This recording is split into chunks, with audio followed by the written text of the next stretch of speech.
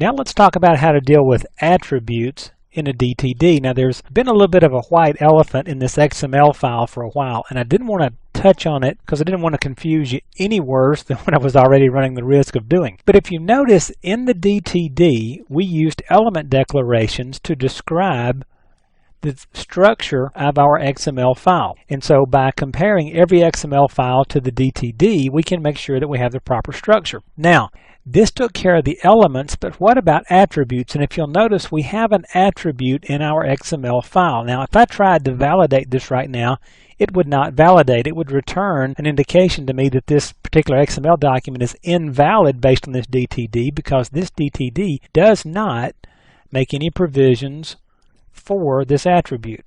So let's look at how you make that happen. Now, to list the attributes, and the only attribute we have in this particular XML file is on the husband tag.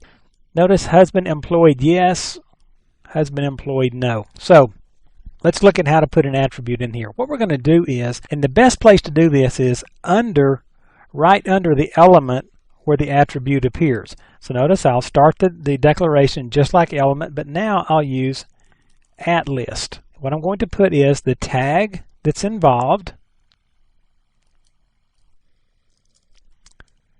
then the attribute name, a space, the type data that can go in an attribute, and we're going to go over these data types for both attributes and elements in an upcoming video, and then I'm going to put a default value for that attribute.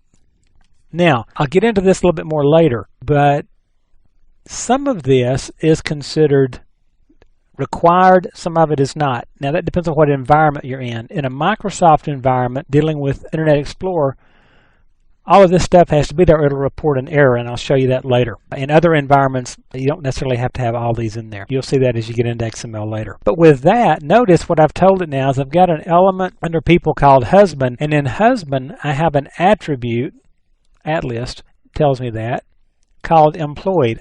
I'm storing character data in it, and the default is yes. So if it's not mentioned, then it defaults to yes. Now, this tells my DTD that there are attributes over here and they're on the husband tag. Now, when we get to actually validating it a little bit later on, I'll show you.